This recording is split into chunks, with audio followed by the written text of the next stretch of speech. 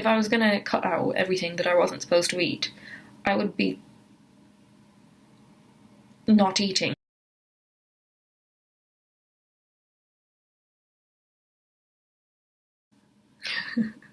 Okay, hi.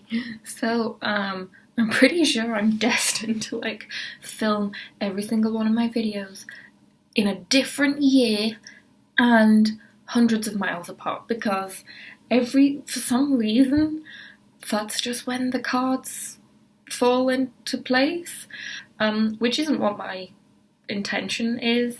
And I want to start talking about this more, not just to talk to some people on the internet who have got some similar problems to me, but also because I find it helpful to talk about it. And when I have heard from the few people who have watched, I know that it's nice to see somebody who is dealing with something that you're dealing with, especially when it's a bit taboo, it feels very private, it's very scary, and sometimes it keeps you awake in the middle of the night when nobody else is awake.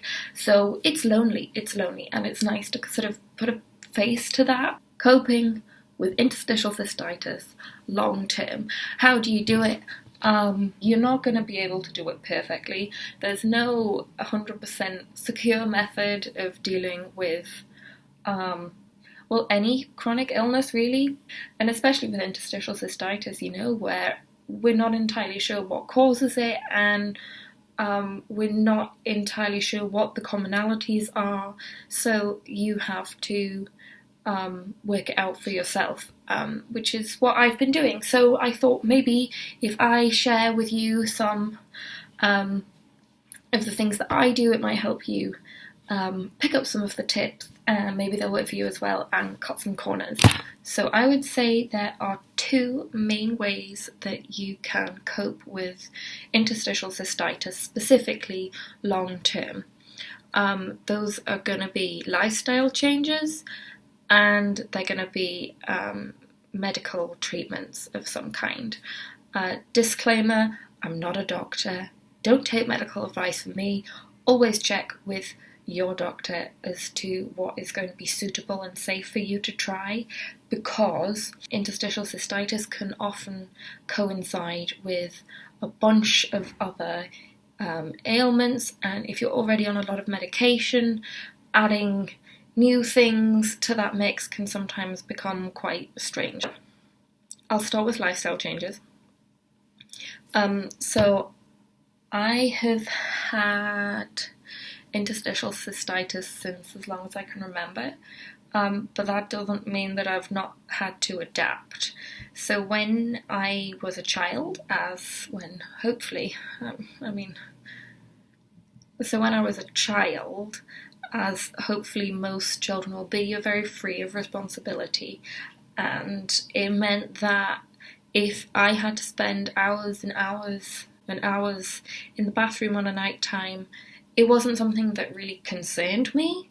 Maybe I'd be tired the next day, but it's too disconnected for a child to even realise that there's a cause and effect going on there. When you're at school, you just go to the toilets whenever you want.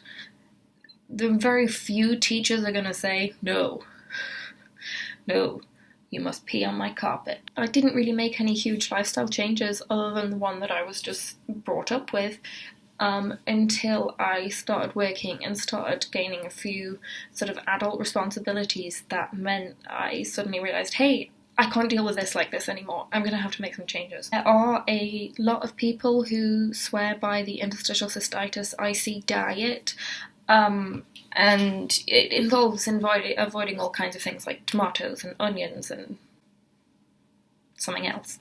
There are plenty of lists online and books and so on that you can read. I personally am fine with tomatoes. I'm fine with lots of the foods that you're supposedly supposed to avoid. For example, I think grapes is on there.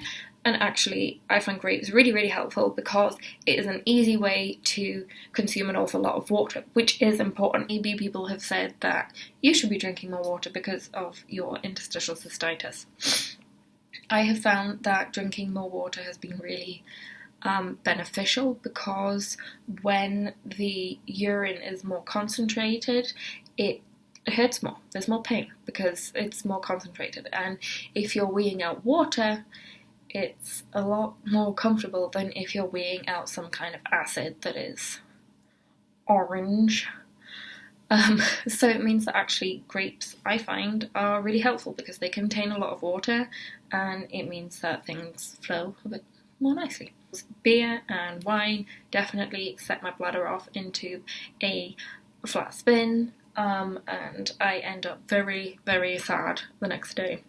Also, the fact that medications don't always mix very well with alcohol, so it's probably best to avoid that if you can. Anyway, fruit juices, fizzy drinks, they tend not to be too good. I've noticed that got worse when I aged, so I used to drink loads and loads of orange juice. I have a glass now. No, and I'm in bed. In terms of what you can include in your diet to help, I drink an awful lot of weak tea. It's also something that is not approved by the interstitial cystitis diet. So again, this is another demonstration that what works for one person won't work for somebody else. I find drinking weak tea is really helpful because it's a way of getting a lot of water into my system, and it's a diuretic, so it means that I don't suffer too much with not being able to go when I feel like I need to go. So other lifestyle changes, clothing.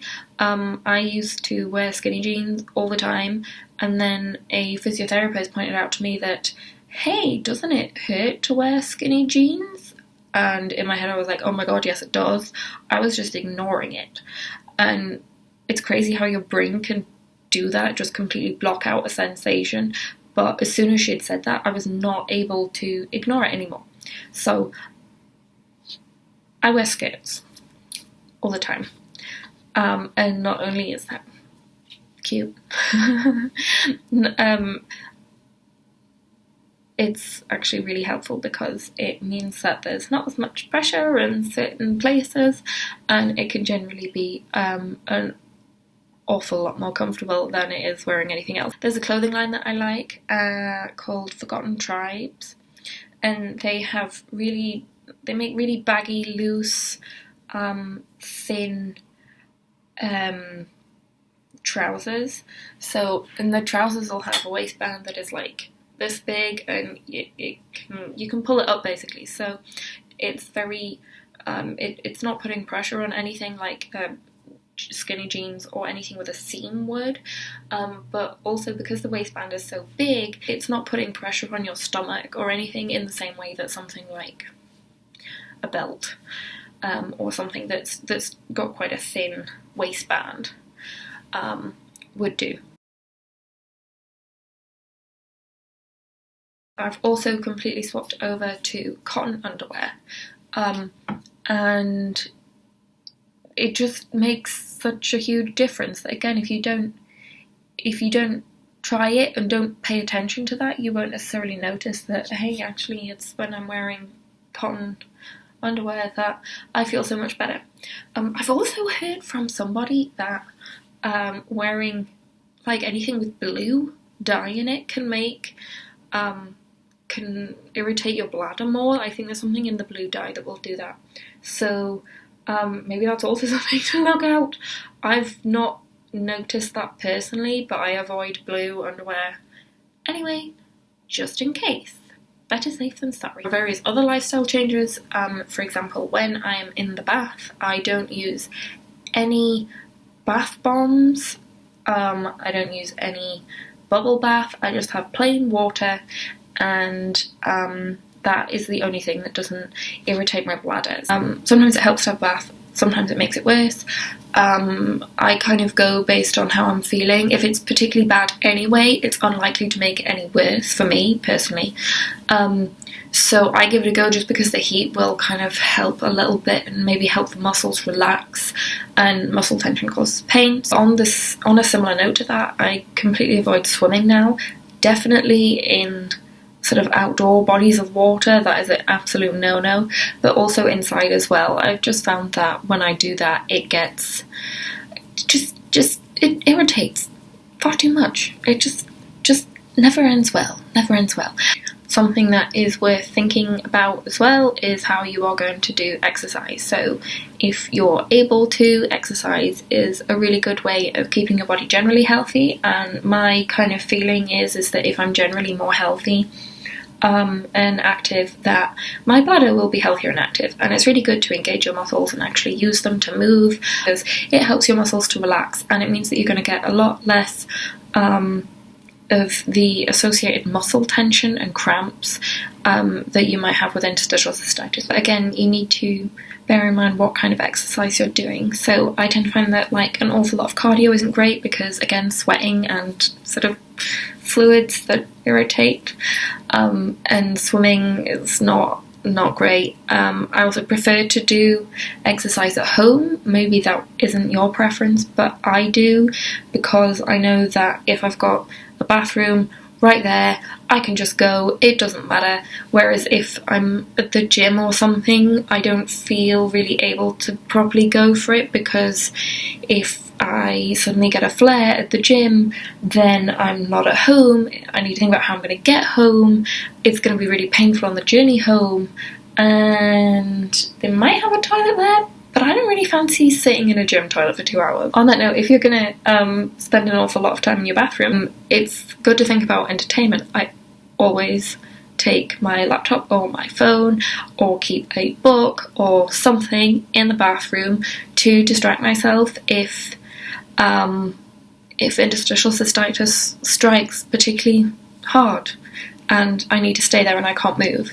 It's really important to distract yourself. I think I talked about that in my video last year. Distraction is a really, really effective painkiller if you can manage it. You might also want to consider keeping a water bottle or something by the toilet, or somewhere within reach. Obviously, be hygienic, guys, but that can be really helpful if you are struggling and you just want to flush whatever it is out. One of my absolute favourite things that I have got for my interstitial cystitis is I suppose the right term for it would be gynecological cushion. It's basically, it's a cushion. It kind of looks like a children's car seat, but it has a hole in the middle. It sort of has given me quite a lot of freedom, which you need when you are coping with interstitial cystitis long term. You don't want to be stuck in the bathroom every time you have pain. So it's really helpful to have a cushion, which means that you can sit down, putting any pressure on the bits that hurt. Now, on the medical side of things, this is definitely one to discuss with your doctor, obviously. And with any medication, you need to bear in mind that there are pros and cons. So whilst you might find that there is one medication that does a really, really good job of killing your pain, it might also make you tired 24 hours a day to the point where you can't drive, you can't work, whatever. There are also the types of painkillers that a lot of people haven't thought of, which can be topical ones. So you can get topical anesthetics. There's a gel called lidocaine that you can get. Mine come in a syringe, and it's like completely sterile, single-use syringe. And you can just squirt it out of the syringe. This usually works better if your pain's a bit more urethral rather than deep-seated, like in your torso. And that works really well. So I have got prescriptions from my doctor for that. Again, though, there are pros and cons to this one, and it tends to have to be used sparingly, because if you use it too much in the same place, your skin can actually become desensitized to the lidocaine gel, which means that it stops working. So I generally only use that if the other option is not going to something that I really need to go to, or like losing out on a night's sleep before something important. There are over-the-counter options that a lot of people don't really consider, because how could something simple that you can get over the counter be effective? But actually they really can be. And no, I'm not talking about those absolutely hideous UTI drinks that you can get that are supposedly... I'll see if I can find pictures of the time when I decided it would be a good idea to try those. Spoiler, it didn't work.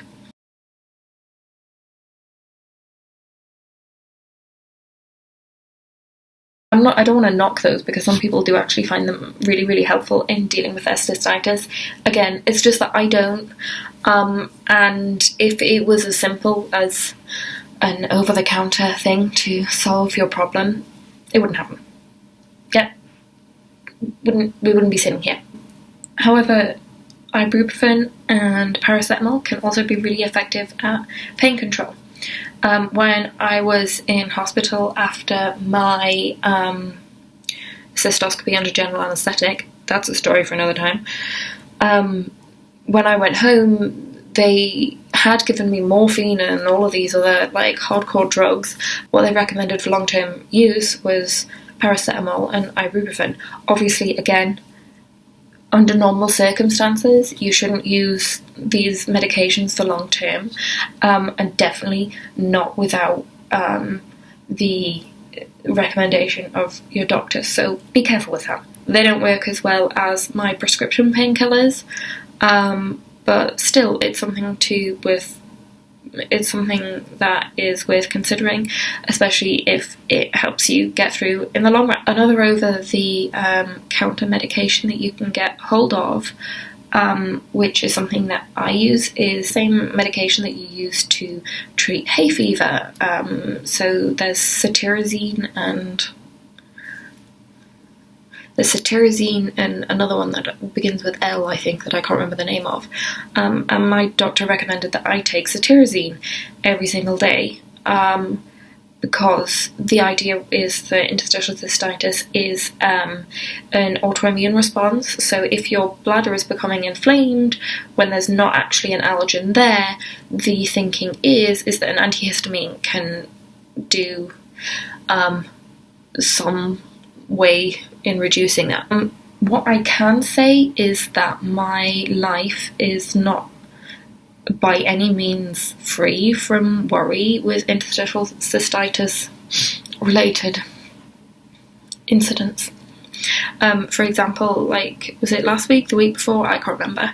I was in so much pain from about midnight until 5:30 in the morning. I didn't sleep at all. I kind of dozed for maybe the last 20 minutes between 20 to 6 and 6. But then I got up and I went to work. And yeah, that was horrible, but it's sort of something that I put up with, because I know that there are people with interstitial cystitis who, even if they do have access to everything that I have access to, and I count myself as very lucky to have access to such wonderful resources and medications and medical treatment as I do here in the UK, in a way that is affordable. Even people who do have the same access to those treatments as I do, they can't work at all, regardless of job. And that's something I'm grateful that it's not like that for me.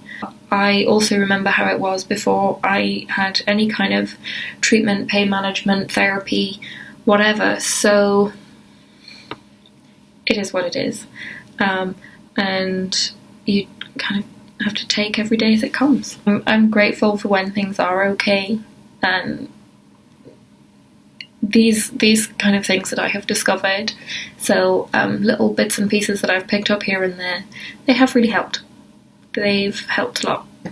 Yeah, so that was that, and I will hopefully get myself sorted and not post quite as sporadically, because I want to actually get my message out and get people talking about interstitial cystitis, because it is so much more common than people think, and it's not something to be embarrassed about, and it's not something that means that you're alone, because I'm here.